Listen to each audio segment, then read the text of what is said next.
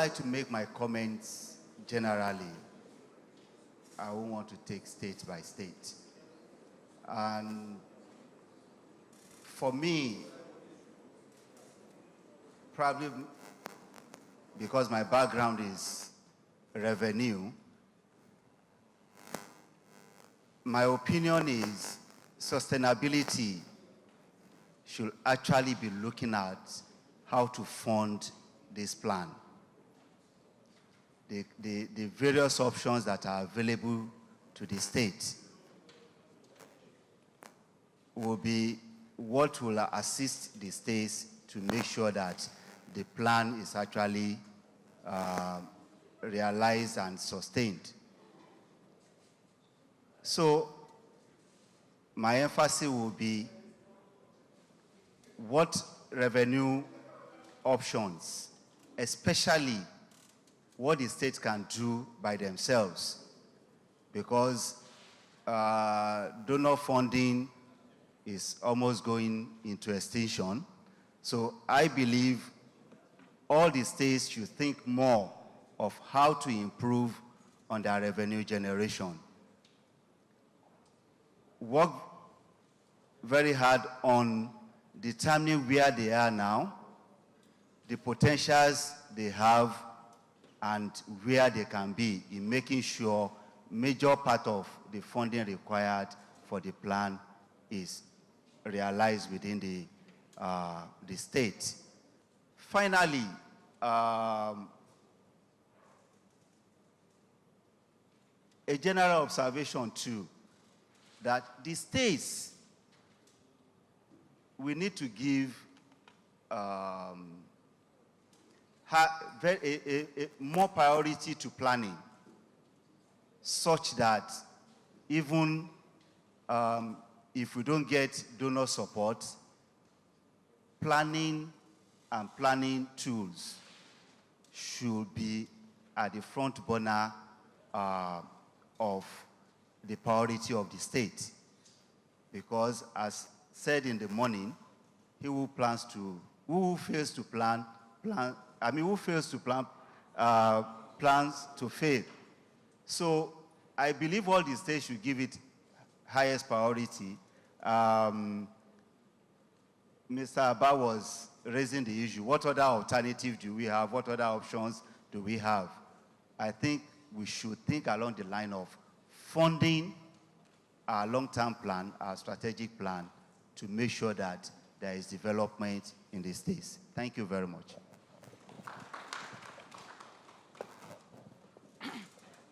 First, I'd like to congratulate all of the states for very thoughtful, well-researched performances. There are a few glitches here and there, but I'm very impressed with the quality of the presentations and the content. My comments would be general. I wouldn't specifically target states. And my first point would be that it's important for the ministries of economic planning and the state governments to begin to pay attention to emerging trends. I noticed something that swept through all of the presentations, and it was that I didn't see young people in any of the presentations. And the reason why I say that is because you need fresh ideas to be able to drive economic development. Let me give an example. Claire Kamanzi, the Director General of the Rwanda the Rwanda Economic Development Board, is a 37-year-old. That's the person who drives the entire economic development framework for Rwanda, and you can see how that nation state is growing at breakneck speed. So you want fresh ideas, you want new innovation, you want thoughts that are radical in driving your economic planning processes. The second one is citizens' ownership. I would want to encourage the state to, before you plan and create your budgets every year, I'd recommend that you look out for really smart people, put it on the news media, radio, TV, ask citizens that you want them to just come and participate. And you'll be shocked at the kind of remarkable insights and ideas that will come from ordinary citizens from your villages, your hinterlands where you didn't think so. They don't have to all be educated, but you can't solve people's problems if you don't ask them what their problems are. you would be placing your resources in almost like square pegs in round holes. So let's pay attention so that when your economic planning and budgetary processes, are concluded, your outcomes, citizens are able to own the process. And so rather than criticize you and you have citizens against government, the citizens participated in the planning process, so they're able to help you follow through and through. I've seen countries where citizens contribute to, they put their own money, poor people put their own money into development processes because they trust that the government would implement those programs, with their money. The third one is learning, research, and development. I would want to strongly recommend that for the ministries across all the states. And I say that because 10, 20 years ago, it was very interesting to write to donors and get a lot of money. These days, we've moved on to the era of private equity and venture capitalism. So you need to look at the private equity space and see how much Nigerian young people are raising for their technology startups from Y Combinator abroad and all of those investors abroad. And you wonder that the biggest investors in our tech industry come from, Lebanon, Philippines, Chinese. So there's something we can learn from the new, wave of amongst the startups that your ministries can learn from. So how do you raise funding and attract more investment? Are there particular languages and lingua that you need to apply? Do you need to scale down certain processes and expunge some types of elements in your budgetary and planning processes? And then finally, I would want to recommend, it sounds radical and playful, but one of the ways through which governments in developed countries and even developing third world nations are, improving is through hackathons and idea festivals. It'd be great to see your ministries of economic planning do idea festivals and hackathons, get young people to come and present a mock budget and economic planning, process to the state government with the governor sitting there. And you give them prizes, first prize, second prize, third prize. Give us a mock budget and a mock economic plan. The money you are going to be paying KPMG and all those consultants, those ideas will come from the Ideas Festival and the hackathons. So, Nigeria shouldn't be a giant of Africa just in the name, by the name. And the Niger Delta of this country is so significant in terms of resources. So let's bring up ideas and energy and creativity forward and leverage the, quality of the human capital that we have as a country and as a region. I thank you very much. For me, I'll be regurgitating some of what Shehu and Toyosi has said. First, for me, is and this is all the presentations, there was a lot of dependence on federal allocation and donor funding. States need to start thinking, independent, just like Dr. Adbar said. What if there's no donor funding? What then? We need to start proactively looking at innovative ways of looking for or attracting investments into our state. I didn't see a lot of private sector in terms of the funding plans for, I think, most of the states. I didn't see a lot of private sector in the plan. It's almost as if we are repelled by private sector. Private sector is actually a good way to bring in investment into your state. That's if you, plan to get to the level of a Lagos state. Each state needs to start looking at, developing an investment prospectus, and developing a PPP framework to invite the private sector in. Most of the private sector don't know what's in your states. Also, a lot of states did not actually, it's as if our factor endowment is only oil and gas. All the states, you are more than oil and gas. Look at your other sectors. I'm not sure which of the states that has rubber plantation, exactly. As in, I didn't hear that, that's something you can revitalize, What else do I have down? Infrastructure development, I talked about PPPs. What is the PPP framework that we are deploying to look at the infrastructure plan. Also, we need to look at our economic growth needs to be inclusive. So in terms of the human capital development, health, we were a bit silent on health development of health, except for maybe one state. Education, we've been talking about the demographic of 18 to 35 years. And this is not just the state, this is a national issue. We have an unemployment issue with that demographic. How are we using that demographic to develop our factor endowment to make sure our states are more competitive? Also, in what I see in most of the presentations is we tend to be thinking like silos.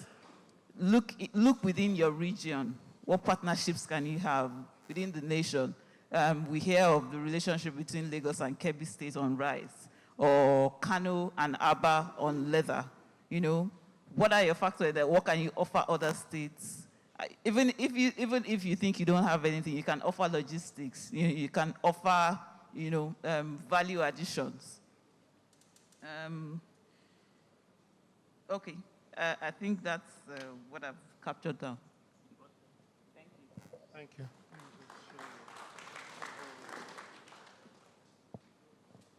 Okay, thank you very much. I'm similarly going to give general comments and views. The first is to say how impressed I was by all the presentations and all the submissions. So well done to everyone. I noticed that in all of the plans, there were good plans for consultation and inclusion, making sure that everybody has an opportunity to contribute to the development plan. I was quite pleased about that. However, there were some issues. I felt that there were issues linking available resources to the plans, not expected resources, available resources, the one you have in your hand. I felt that there was a general issue about linking what is available to what you're planning, in which case, if anything extra comes, then you can do more, but plan with what you have first. That led to a lot of over-promising and under-delivery. So you promise a lot more than you can actually deliver, which erodes credibility in the plan. I found that to be an issue. I also found that many of the states underestimate exactly how long it takes to get anything done. So you plan for something in 2015, you think it's going to happen in 2016. You don't actually plan for exactly how long it takes to even set it up and get it going. Because of that, a lot of the time frames in these plans are completely unrealistic. I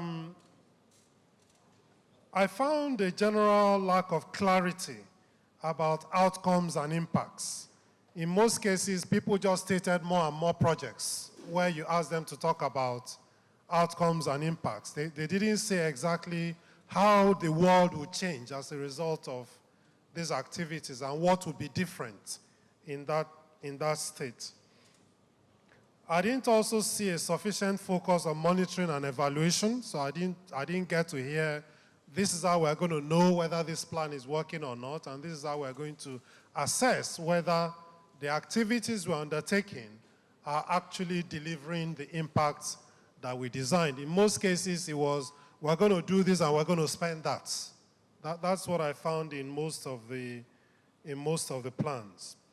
There were issues of data and availability of data, and it was quite heartening listening to the gentleman from Delta State, I think it was, about how they've been able to mine the data available from the National Bureau of Statistics rather than just saying everything, nothing is there, and then trying to complement it with with their own. But there was a general issue of data which flows from a lack of monitoring and evaluation, a lack of emphasis on monitoring and evaluation.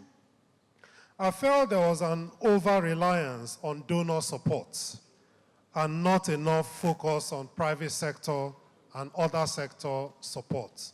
So everybody is saying, no, we're going to get this from donors and we're going to get that from donors. And I know very many donors because I used to work with, and I still work with some donors, who will say, the people in the Niger Delta are too rich, they don't need us. So there's a need to be realistic about the expectations you have on donors. Having said all of that, I found that there were good efforts by every state, particularly to include the ministries of budget and planning in what they are doing, because a lot of the time it's just the MDG's office or the community development office that produces all of these plans. It gets to the accountant general, he shoots it down immediately and it lies on the shelf. So I was very pleased to see that more and more we're beginning to integrate the ministries of budget and planning and finance into these plans. So I'll just end by thanking everyone. You can all be very proud of the work you've done so far, and I think I speak for all of my colleagues when I say very well done to all of you. I think that those comments were amazing. We plan to kind of highlight some of the key issues, but I think that the judges did an amazing job. Can we please give them a round of applause for those insights and those perspectives? I don't think we need to say much more about some of the key insights that were discovered. We're going to have an announcement of the results. Dr. Joe Abba will help lead this. He will go from fourth, third, second, and first, because we want to have some suspense. So I think that it's important for us to do a drum roll as we get to the third. Can we do a drum roll, please?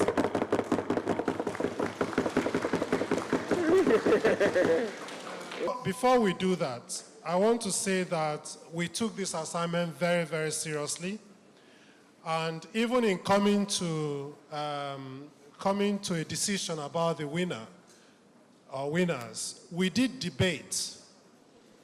We did have this conundrum that all donors have, which is, do you award your aid to the person that needs it most or to the best person? We actually had that debate among us, because sometimes you give to the best person, the worst person continues to get even worse because you don't have that support. You give to the worst person, they don't use it as well as the best person could have. So we had that debate, and we decided that yes, if it's a humanitarian issue, like there's flooding and we need to put in humanitarian support, then we will go for who needs it the most.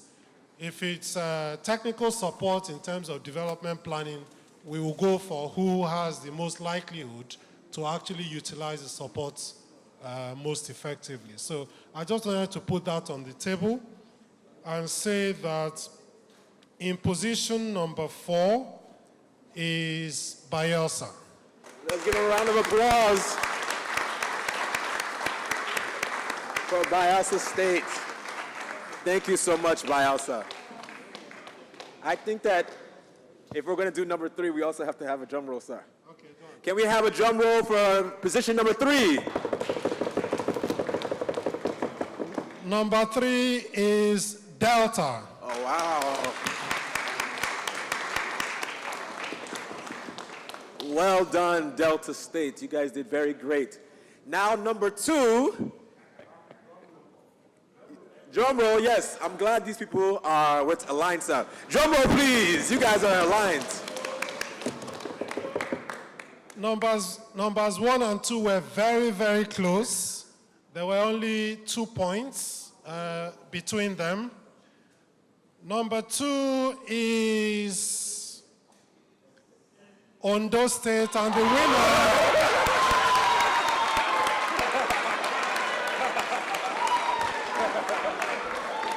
winner is Edo State. Let's give Edo State a round of applause. Let's give them a round of applause. I was built to be the best. Let's give Edo State a round of applause. And that is the host state, so your governor will be happy. I have waited patiently. Thank you so much. I have vision. Edo State, can we please welcome you on stage? Can we have you shake the hands of the judges right now? For the champions, for the champions, stand up, stand up, stand up. For the champions, stand up.